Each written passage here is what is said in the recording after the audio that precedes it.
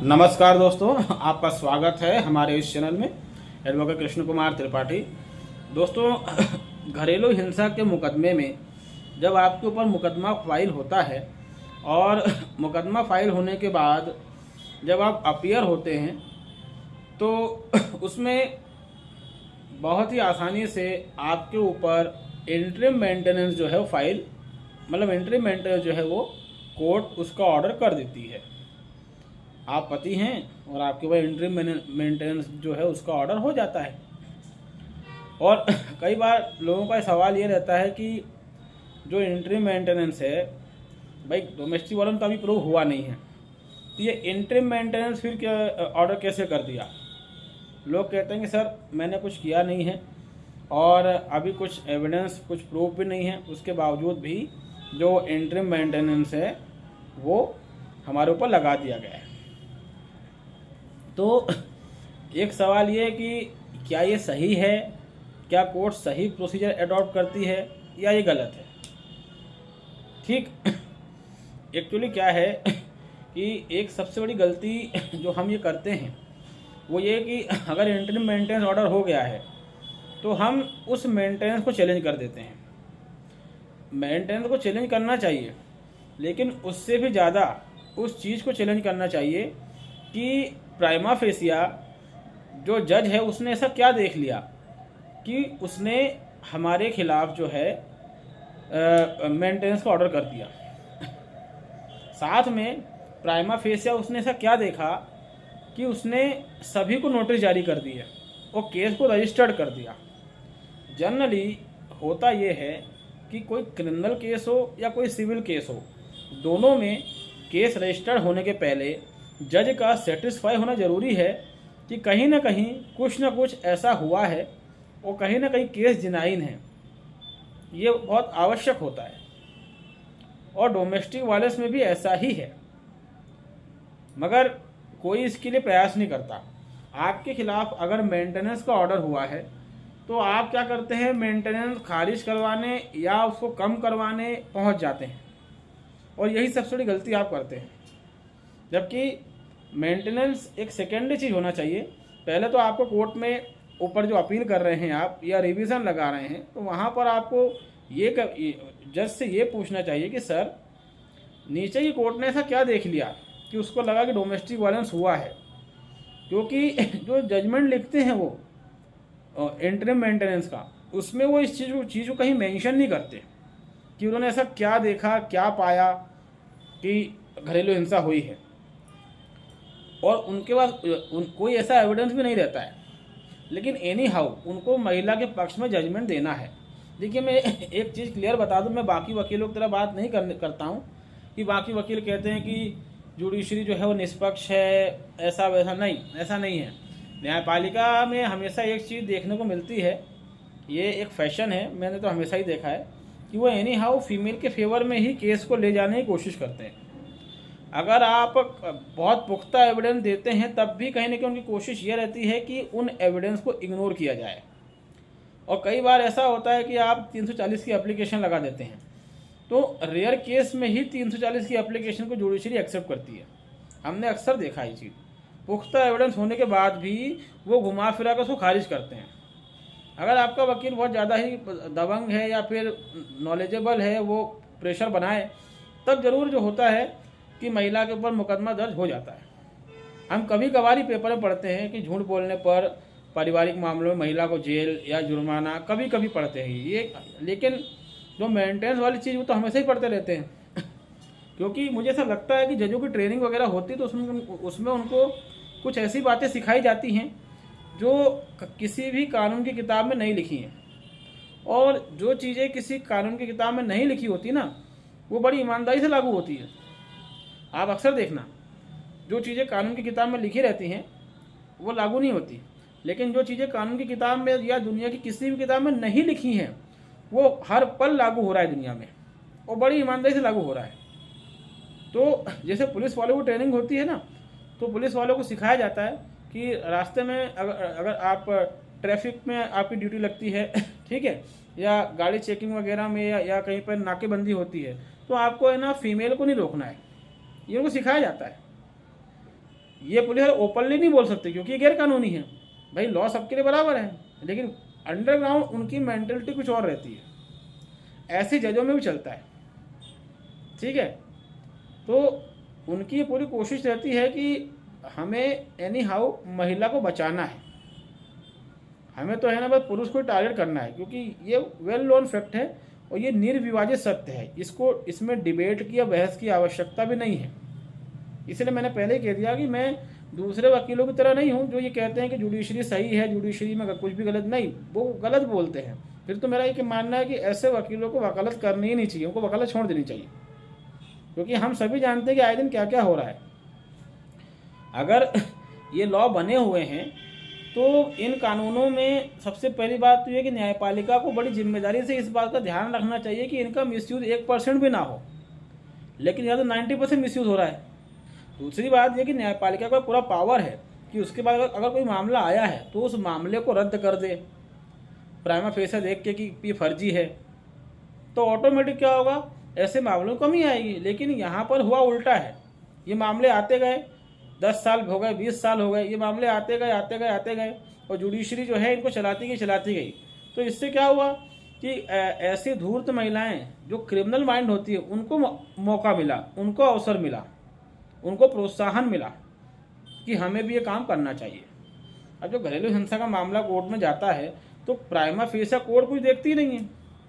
Court को देखना चाहिए कि इसमें जो है कहाँ पर जो है वो साबित हो रहा है कि घरेलू हिंसा हुई है। एक व्यक्ति जो पति होता है जिसने लाइफ में कोई क्राइम नहीं किया, शादी होते ही वो क्रिमिनल बन जाता है। लाइफ में वो हमेशा से अच्छा रहा, उसका रिकॉर्ड अच्छा है, अच्छा इंसान है, आस पड़ोस फैमिली सब जगह उसके बारे में बातें होती, बड़ा अच्छा इंसान है, लेकिन शादी होते ही वो क्रिमिनल बन जाता है, घरेलू हिंसा करने लग जाता है। वो जिसने मक्खी नहीं मारी वो घरेलू हिंसा करने लग गया। ऐसा तो होता नहीं है। घरेलू हिंसा करेगा, पत्नी को प्रताड़ित करेगा, दहेज मांगेगा पत्नी से, ऐसा पॉसिबल नहीं है। ये तो मूर्खों वाली बातें हैं। तो प्राइमा फेसिया जो जज है उसको ये देखना आवश्यक है कि डोमेस्टिक वायलेंस का केस बन रहा है कि नहीं बन रहा है। ठीक है, महिला ने केस फाइल किया, उसके बाद जज को रीजन के साथ ये बात लिखना अनिवार्य है कि ऐसा क्या उसने देखा कि घरेलू हिंसा का मुकदमा बन रहा है। इस बात को अगर जज ने जजमेंट में नहीं लिखा है, इसको सेशन कोर्ट में चैलेंज कर दो। ठीक है, सुप्रीम कोर्ट ने Shyamlal Devda and others versus Parimala criminal appeal number 141/2020, ठीक है, और एसएलपी क्रिमिनल नंबर 4979/2019 ये केस है। और इस केस में सुप्रीम कोर्ट ने जजमेंट दिया कि प्राइमा फेसिया डोमेस्टिक वायलेंस का केस बनता है, उसके बाद ही पति और उसके परिवार के अन्य लोगों को समन जारी किया जाएगा। ठीक है, ये सुप्रीम कोर्ट का जजमेंट है कि अगर प्राइमा फेसिया घरेलू हिंसा का मुकदमा बनता है तो उसके जज को बताना पड़ेगा कि उसने ऐसा क्या देख लिया। सिंपल एप्लीकेशन फाइल करने से कुछ थोड़ी होने वाला है, ऐसा क्या देख लिया उसने कि डोमेस्टिक वायलेंस बन रहा है। उसके बाद ही जो है जो जज है वो पति और उसके परिवार के बाकी सदस्यों को डोमेस्टिक वायलेंस में नोटिस जारी करेगा, वरना नहीं करेगा। साथ में इसमें इंटरिम मेंटेनेंस को लेकर भी कुछ ऐसा ही जजमेंट है। Aashin Kashmiri versus Pushkar Kashmiri 2018 SCC online HP 841, यह आपको SCC की वेबसाइट में मिल जाएगा, जिसमें यह कहा गया है कि प्राइमा फेसिया अगर डोमेस्टिक वायलेंस का केस बन रहा है तभी धारा 23 के तहत इंटरिम भरण पोषण का आदेश कोर्ट देगी, वरना नहीं देगी। और अगर आप ऐसे मामले सर्च करेंगे तो कुछ एक्सेप्शनल अपवाद स्वरूप ऐसे मामले मिल जाते हैं जहां पर कोर्ट कह देती है कि भाई कहीं से कहीं तक घरेलू हिंसा का मामला बनता नहीं दिख रहा है, इसलिए इंटरिम मेंटेनेंस खारिज किया जाता है। ऐसे कुछ एक्सेप्शनल केसेस हैं और वो केसेस ऐसे ही हैं कि उनके जो वकील थे उन्होंने बड़े अच्छे से उस केस को लड़ा, रिप्रेजेंट किया। वरना जिससे भी बात करता हूँ मैं, इतने सारे कॉल आते हैं तो लोग कहते हैं कि सर हमारा वकील तो बोल रहा है कि महिला के पक्ष में फैसला होता है, ये एप्लीकेशन मत लगाओ इससे कुछ नहीं होगा वो एप्लीकेशन मत लगाओ उससे कुछ नहीं होगा, ऐसा नहीं होगा वैसा नहीं होगा। ऐसी बातें बड़ी कॉमन है।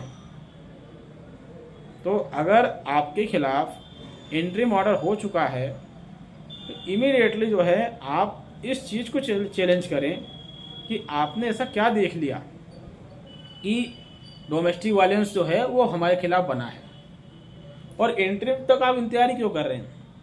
जब नोटिस जारी हुआ है आपको, तो नोटिस जारी होते ही एप्लीकेशन लगाएं और उसमें ये चीज़ आप कोर्ट से पूछें और केस को खारिज करने की कोशिश करें।